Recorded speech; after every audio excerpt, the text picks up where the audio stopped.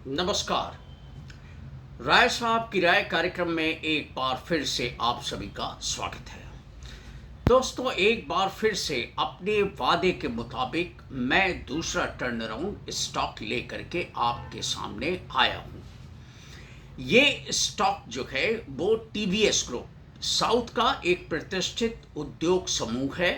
TVS ये उस समूह का ये स्टॉक है और ये 1995 से टीवीएस एंड सन्स के लिए जो है वो लॉजिस्टिक का जो है वो कार्य इसने शुरू किया और धीरे धीरे समय के साथ इसने अपना कारोबार जो है उसका विस्तार भी किया। 2005 में जो है ये एक इंडिपेंडेंट एंटिटी के रूप में जो है ये सामने आया और उसके बाद जो है ये कंपनी स्वतंत्र रूप से जो है वो काम करने लगी। काम वही था जो पहले था, लॉजिस्टिक्स का। तो अब जो है ये लॉजिस्टिक सप्लाई चेन जो है ये इसमें पूरी तरीके से डेडिकेटेड है और इस कंपनी की खूबी ये है कि इसका 75% जो कारोबार है वो सप्लाई चेन से आता है और 25% जो है वो फॉरवर्डिंग बिजनेस से आता है इसका रेवेन्यू। तो ये तो हो गई एक बात। अब इस शेयर का आगे मैं विस्तार से बताऊंगा कि ये क्या क्या करता है और उसके पहले मैं एक बार ये स्पष्ट कर देना चाहता हूँ कि ये इस शेयर के बारे में ना तो कोई मेरी तरफ से इस वीडियो में रिकमेंडेशन है ना कोई एडवाइस है। आपको जो भी निवेश संबंधी फैसला लेना हो प्लीज़ आप अपने रिसर्च वर्क, होमवर्क और इन्वेस्टमेंट एडवाइज़र से सलाह मशवरे के बाद लें। तो आइए वीडियो को आगे करते हैं शुरू। ये टीवीएस सप्लाई भी जो है वो महिंद्रा लॉजिस्टिक्स की तरह जो है वो इंटीग्रेटेड जो लॉजिस्टिक सप्लाई चेन है ये उसके तहत जो है अपना कारोबार करती है।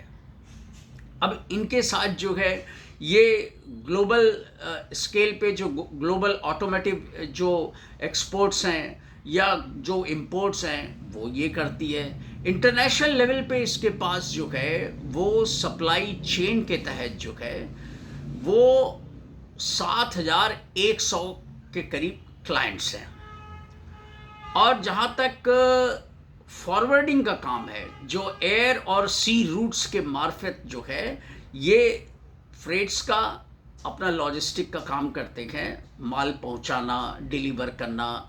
तो ये इनके पास जो है वो 75 से ज़्यादा ये 25 से ज़्यादा कंट्रीज़ में जो है ये अपना कार्गो का काम ये करते हैं। अब इसके अलावा इनके पास देश में और विदेश में लगभग 25 लाख स्क्वायर फीट की वेयर हाउसिंग फैसिलिटी भी उपलब्ध है जो एक बहुत बड़ा इसके लिए बैकबोन का काम करता है। अब वेयर हाउसिंग के बाद अब दूसरी क्या विशेषता है इसकी? दूसरी विशेषता ये है कि ये पूरी तरीके से एक ये इंटीग्रेटेड जो है ये सप्लाई चेन से जुड़ी हुई कंपनी है और पिछले कई वर्षों के दौरान जो है इसने जो है वो अपने कारोबार का अच्छा खासा विस्तार किया है और कई नए क्लाइंट्स जो हैं वो जोड़े हैं। अब पिछले कुछ सालों से इसके जो कारोबार है, रेवेन्यू है, उसके अंदर कॉन्सिस्टेंटली जो है वो ग्रोथ जो है वो हो तो रही थी लेकिन कॉन्सिस्टेंटली जो है वो ग्रोथ जो थी वो नहीं हो पा रही थी। इसके अलावा जो नेट प्रॉफिट है इसका वो भी अच्छा खासा जनरेट नहीं हो पा रहा था लेकिन कंपनी थोड़ा बहुत जो है वो कैश जरूर जनरेट करती थी। ऑपरेटिंग एक्टिविटीज से जो कैश फ्लो है, फ्री कैश फ्लो है, तो वो ये थोड़ा बहुत जनरेट करती रही। अब उसके बाद क्या हुआ कि Q1 फाइनेंशियल ईयर 2027 का जो पहला क्वार्टर था ये उस क्वार्टर के अंदर ईयर ऑन ईयर बेसिस पे जो है इसका टर्नओवर तो बढ़ा 25 से 33 करोड़ जो बिलियन जो है वो 25 से 33 बिलियन रुपीस जो है इसका कारोबार तो बढ़ गया, लेकिन इसका प्रॉफिट जो है वो ईयर ऑन ईयर बेसिस पे 71 करोड़ से गिर करके जो है वो लगभग 20 करोड़ 23 करोड़ के करीब आ गया। रेवेन्यू में कोई दिक्कत नहीं हुई, लेकिन प्रॉफिट में जो है वो दिक्कत हुई। इबिटा उसमें थोड़ा इम्प्रूवमेंट है ज़रूर, इसमें कोई दो राय नहीं। और उसके अलावा इस कंपनी ने जो है फ्रेट ऑपरेशन से Q1 के अंदर जो है ईयर ऑन ईयर बेसिस पे जो है 50% से ज़्यादा का जो है वो टर्नओवर किया, यानी उसका टर्नओवर 50% से ज़्यादा बढ़ा। तो ये एक बहुत सुकून वाली चीज़ है, ये बहुत जिसे कहा जाए कि एक सेटिस्फाइंग प्रोग्रेस है कंपनी के स्तर पे। अब कंपनी के चेयरमैन ने क्या बताया? कंपनी के चेयरमैन ने ये बताया कि हम जो है हमारे ऊपर सबसे बड़ा जो प्रेशर है वो मार्जिन का है, और हम ये हमारा उद्देश्य है कि हम किसी भी तरीके से अगले फाइनेंशियल ईयर में और उसके अगले 2 साल में, यानी लगभग 3 फाइनेंशियल ईयर्स जो हैं वहाँ पर हम डबल डिजिट ग्रोथ जो है वो रेवेन्यू के मामले में अचीव करेंगे। अब इसके लिए जो है ट्रिगर पॉइंट्स क्या है? ट्रिगर पॉइंट्स ये हैं कि जो टीवीएस सप्लाई चेन है उसका एमलगमेशन जो है, यानी कई छोटी छोटी एंटिटीज़ हैं, उनको इस कंपनी के अंदर जो है वो मर्ज किया जाएगा। तो इससे क्या होगा कि कंपनी जो है उसका एक तो ऑपरेशन जो है वो पहले से ज़्यादा स्मूथ हो जाएगा, ज़्यादा इफेक्टिव हो जाएगा। दूसरी चीज़ ये है कि ऑपरेशनल कॉस्ट जो है वो घट जाएगी, और तीसरी चीज़ ये है कि शेयर होल्डर्स की जो वैल्यू है वो इससे इन्हेंस होगी। अब ये तो मैनेजमेंट का गाइडेंस है। मैनेजमेंट ने क्या कहा? अब मैनेजमेंट ने एक और बात कही, उन्होंने रिस्क भी गिनाए कि ये सब अचीव करने में जो है वो रिस्क क्या है। रिस्क जो है वो सबसे बड़ा उन्होंने बताया कि एक तो रिसेशन का रिस्क है, दूसरा जो है ग्लोबल अनसर्टेनिटी का रिस्क है, तीसरा रिस्क उन्होंने ये बताया कि मैन पावर की शॉर्टेज जो है ये एक रिस्क पैदा हो सकता है। होगा या नहीं होगा ये दीगर बात है, लेकिन ये रिस्क की संभावना उन्होंने बताई। लेकिन साथ ही साथ उन्होंने कहा कि अब बड़े पैमाने पे इंटीग्रेशन प्रोसेस जो है वो कंपनी का जो है वो हम आगे बढ़ा रहे हैं। मैनेजमेंट ने ये भी बताया कि वो जो है वो टेक्नोलॉजिकल स्केल कर रहे हैं। इसके अलावा जो है वो सप्लाई चेन को जो है वो और आधुनिक और ज़्यादा स्मूथ बना रहे हैं। इसके अलावा जो है वो जितना भी इनका इंफ्रास्ट्रक्चर है इस बारे में उसको जो है वो हर तरीके से जो है स्ट्रीमलाइन कर रहे हैं, जिससे कि कॉस्ट इफेक्टिव ऑपरेशंस हो, ऑपरेशंस का विस्तार हो, ज़्यादा से ज़्यादा डाइवर्सिफिकेशन हो, जिसके अंदर डाइवर्सिफिकेशन में इन्होंने डिफेंस और रिन्यूएबल्स, इसमें इन्होंने खास करके डिफेंस का जो है वो प्रोग्राम बनाया है और इस पर फोकस किया है। अब इसके अलावा जो है ये जो जितने भी ऑटोमोटिव हैं कंपनियां जो विदेश में हो चाहे इंडिया में हो, तो ये उनके लिए ये भारत की जो चुनिंदा कंपनियां हैं उनमें ये टॉप पे है, इनका मार्केट शेयर सबसे ज़्यादा है। और इनका जो डायरेक्ट कॉम्पिटिटर है वो डायरेक्ट कॉम्पिटिटर जो है वो सबसे बड़ा कॉम्पिटिटर के रूप में महिंद्रा लॉजिस्टिक है। तो इस तरीके से और भी कई कंपनियां हैं, क्योंकि अनऑर्गेनाइज सेक्टर के अंदर जो है वो लॉजिस्टिक जो सप्लाई चेन्स हैं इसमें कई कंपनियां हैं, जैसे DLF है, ब्लू डार्ट है। ब्लू डार्ट भी इनके लिए जो है वो अच्छी खासी जो है वो कंपटीशन उससे भी इनको फेस करना पड़ता है। तो ब्लू डार्ट से कंपटीशन जो है वो ई-कॉमर्स और जो है पार्सल जो है और एक्सप्रेस, इसके अंदर जो है इस सेगमेंट में इनको अच्छा खासा कंपटीशन फेस करना पड़ता है। लेकिन ये कंपटीशन तो लाजिमी है लेकिन ऑर्गेनाइज सेक्टर के अंदर दो ही प्रमुख सबसे बड़ी कंपनियां हैं, एक है महिंद्रा लॉजिस्टिक्स और दूसरी है ये टीवीएस सप्लाई चेन। तो टीवीएस सप्लाई जो सिस्टम है ये कंपनी और महिंद्रा लॉजिस्टिक्स, इन्होंने ऑर्गेनाइज सेक्टर में जो है वो तेजी से जो है अपना मार्केट शेयर ग्रैब करना शुरू कर दिया है और इनकी एक अपनी खास स्पेशलिटी है। और टीवीएस सप्लाई का एक और चीज़ है, ये जो है वो इंडस्ट्रियल सेगमेंट से जो है वो सोर्स करेंगे सारा मटेरियल और एक्सपोर्ट करेंगे। तो ये जो है इनका, और दूसरा एयर और सी रूट से जो कार्गो ये हैंडलिंग करते हैं, ये फॉरवर्डिंग का जो सेगमेंट है उसके अंदर भी जो है इन्होंने अच्छी खासी प्रोग्रेस की है और आगे भी जो है इसका दायरा बढ़ाने का इनका इरादा है। तो कुल मिला करके जो है वो फाइनेंशियल रिजल्ट्स जो Q1 के आए वो ईयर ऑन ईयर बेसिस पे अच्छे थे, क्योंकि रेवेन्यू का ग्रोथ जो है वो अच्छा खासा रहा। अब ये अगर जो ये छोटी छोटी एंटिटीज़ हैं इनको, जिनको एनसीएलटी ने परमिशन दे दी है एमलगमेट करने के लिए टीवीएस सप्लाई के साथ, तो अब अगर ये मूर्त रूप जल्दी से जल्दी ले लेता है और ये जो एमलगमेशन है ये 2023 से लागू होगा, तो इस एमलगमेशन के बाद जो है कंपनी के जो ऑपरेशंस हैं उसके जो फाइनेंशियल रिजल्ट्स हैं उनमें बहुत कुछ तेजी से सुधार की उम्मीद की जा सकती है। अब रही बात कि ये शेयर अभी भी क्या रिस्की है, अब इस बारे में तो कह पाना मुश्किल है, क्योंकि महिंद्रा लॉजिस्टिक्स जो मैंने आपको अभी इसके पहले वाला जो वीडियो मैंने आपके सामने पेश किया उसमें महिंद्रा एंड लॉजिस्टिक्स का तो बिल्कुल क्लियर पिक्चर है और टीवीएस सप्लाई के भी कामकाज में Q4 में भी सुधार हुआ और ये जो फाइनेंशियल ईयर 2027 का जो पहला क्वार्टर है इसमें भी जो है वो सुधार हुआ। बस खाली नेट प्रॉफिट जो है कुछ बॉटलनेक्स के कारण जो है वो कम हुआ। ईबिटा में भी सुधार हुआ। इसके अलावा मार्जिन्स जो हैं ये सबसे बड़ा जो है वो एक बहुत बड़ा रिस्क फैक्टर है, क्योंकि मार्जिन्स जो है वो 4% के हिसाब से ही मार्जिन जो है वो बना पा रही है कंपनी।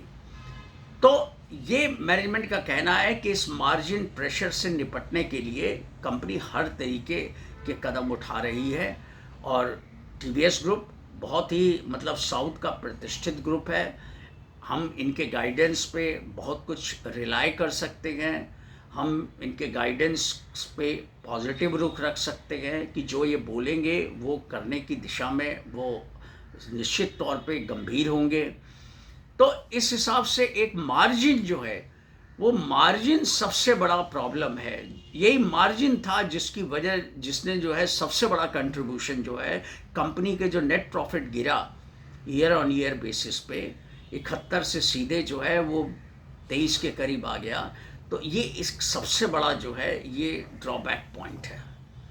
तो अगर ये मार्जिन में सुधार कंपनी ला पाती है तो ये एक बहुत बड़ा जो है ये टर्न अराउंड जो है ये कैंडिडेट बन सकता है। चूँकि टीवीएस एक बहुत ही पुराना, दशकों पुराना ग्रुप है, साउथ में एक बहुत इसकी प्रतिष्ठा है, कॉरपोरेट इमेज इसकी बहुत अच्छी है और गवर्नेंस के मामले में ये हाईएस्ट स्टैंडर्ड्स जो होते हैं गवर्नेंस के उनको ये जो है वो अप्लाई करता है अपने जितनी भी कॉरपोरेट एंटिटीज़ है, जितनी भी लिस्टेड कंपनियां हों, चाहे वो टीवीएस ग्रुप से जुड़ा हुआ जो भी कंपनीज हैं लिस्टेड है स्टॉक एक्सचेंजेस में या जो नहीं भी लिस्टेड है। तो ये एक अगर मार्जिन जो है कंपनी किसी भी तरीके से थोड़ा सुधार लेती है तो निश्चित तौर पे इसका जो भाग्य है वो पूरी तरीके से जो है वो चमक सकता है। और अगर इसका भाग्य चमकेगा तो जाहिर है कि जो पोर्टफोलियो में इस शेयर को रखे होंगे निवेशक उनका पोर्टफोलियो जो है वो भी चमक जाएगा। तो इस तरीके से जो है वो इस कंपनी ने जो है अपने कामकाज में सुधार का रुख तो पिछले 2 क्वार्टर से, यानी जो अभी क्वार्टर एंडिंग 2017 का जो पहला क्वार्टर था और 26 फाइनेंशियल ईयर का जो फोर्थ क्वार्टर था, वहाँ तो इन्होंने अच्छा प्रदर्शन किया है। तो इससे एक उम्मीद जरूर जगती है, और इसको इन सारी पॉजिटिव घटनाक्रम के कारण जो है, इसको अपनी वॉच लिस्ट में कोई निवेशक अगर रखे तो इसमें कोई जो है वो बेईमानी नहीं होगी। दूसरी चीज़ क्या है, एक दो पॉइंट और हैं जिन पे हमको आपको सभी को जो है वो हर निवेशक को गौर करना चाहिए। इसका जो लोएस्ट 52 वीक लो और ऑल टाइम लो जो है वो 90 रुपए के आसपास है, 90 रुपए कुछ पैसे। और इसका 52 वीक हाई जो है वो 145 रुपए के करीब है, और जो ऑल टाइम हाई है वो लगभग 250 से ऊपर है, 270 के आसपास है। तो इस तरीके से ये अपने जो लाइफ हाई है उससे लगभग आधे दाम पे उपलब्ध है। अभी वर्तमान में इसका जो भाव है शेयर का वो लगभग 123, 124, 125 के करीब जो है वो चल रहा है। तो यानी अपने लाइफ हाई से आधे भाव पर अगर ये अवेलेबल है तो अभी दुगना स्कोप है। अगर जो इसी तरीके से एक दो क्वार्टर अच्छे रिजल्ट्स आ गए तो ये नया लाइफ हाई भी अगर बनाए तो उसमें कोई आश्चर्य की बात नहीं होनी चाहिए। बस जो मैंने आपको एक ये कहा कि सबसे बड़ी चीज़ मार्जिन, अगर मार्जिन में मैनेजमेंट जो है वो किसी तरीके से सुधार कर ले और अच्छा खासा सुधार कर ले तो फिर ये शेयर जो है ये बहुत मजबूत स्थिति में आ जाएगा फिनेंशियली। और दूसरी चीज़ ये है कि जो इंडस्ट्री है उसका जो पी है वो लगभग 48 है और इसका पी जो है 80 से ऊपर है, लेकिन जो प्राइस टू बुक वैल्यू है वो लगभग 2.77 यानी 2.8 आप मान के चलिए, 2.8 के करीब है। लेकिन इसका ईपीएस ठीक ठाक है और इसका जो आरओई है वो भी कंपैरेटिवली ठीक है, न बहुत पॉजिटिव साइड में है न बहुत नेगेटिव साइड में है। और ये इसका फेस वैल्यू जो है 1 रुपये है और इसका बुक वैल्यू जो है वो लगभग 60 रुपये के आसपास है।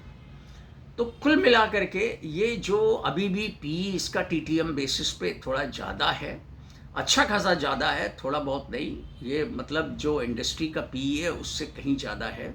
लेकिन अगर मार्जिन में अच्छा खासा मैनेजमेंट सुधार कर लेता है और कंपनी लगातार 2-3 क्वार्टर में अच्छे रिजल्ट्स इसी तरीके से जैसे क्वार्टर 4 में दिखलाया 26 फाइनेंशियल ईयर में और 27 फाइनेंशियल ईयर, अगर ये पूरा अगर ठीक ठाक ये फाइनेंशियल रिजल्ट्स दिखाते आए तो ये जो पी है ये घट सकता है और शेयर के भाव में भी जो है ये नए लाइफ हाई की तरफ जो है ये बढ़ भी सकता है अगर बाजार के हालत अनुकूल रहे तो।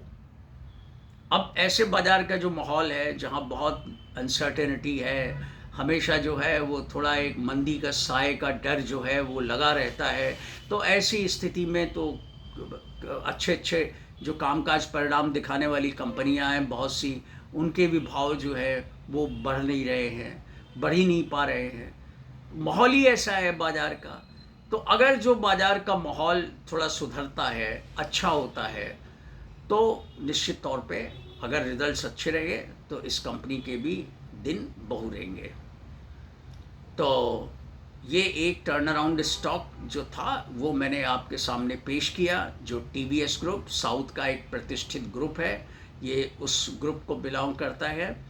तो आज के वीडियो में इतना ही। अगले वीडियो में भी, आने वाले वीडियोस में भी मैं कुछ अब बहुत कम दाम वाले शेयरों पे जो है मैं फोकस करूंगा और आप तक उनसे जुड़े वीडियो लाने का मैं प्रयास करता रहूँगा। तो आज के वीडियो में तो इतना ही। अब आने वाले वीडियोस में इसी टाइप के जो कुछ शेयर्स हैं जिनमें प्रबल संभावनाएं हैं सुधार की, बहुत बेहतर उनका भविष्य हो सकता है, तो ये सब अगर जो आपको रेगुलर जानना है और अगर आप मेरे कंटेंट से सहमत है तो प्लीज़ मेरे वीडियो को आप लोग देखिए, पूरा पूरा देखिए और सब्सक्राइब कीजिए और मेरा हौसला अफजाई कीजिए, क्योंकि ये सब जो है वो थोड़ी मेहनत तो लगती है और उस मेहनत का थोड़ा रिवार्ड की उम्मीद तो मैं कर ही सकता हूँ। तो चैनल को सब्सक्राइब कीजिए। वीडियो का कंटेंट अगर जो अच्छा लगा हो तो आप प्लीज़ लाइक दीजिए, ज़्यादा से ज़्यादा लोगों तक शेयर कीजिए और कमेंट ज़रूर कीजिए। अगर आपको मेरा कंटेंट कहीं पे ख़राब लगता है या उसमें कोई कमी है तो प्लीज़ आप कमेंट में लिखा तो कीजिए कम से कम। लेकिन आप पूरा वीडियो भी नहीं देखते, कोई कमेंट भी नहीं करते और सब्सक्रिप्शन की जो रफ्तार है वो बहुत धीमी है। तो कम से कम इस रफ्तार को थोड़ा तेज कीजिए।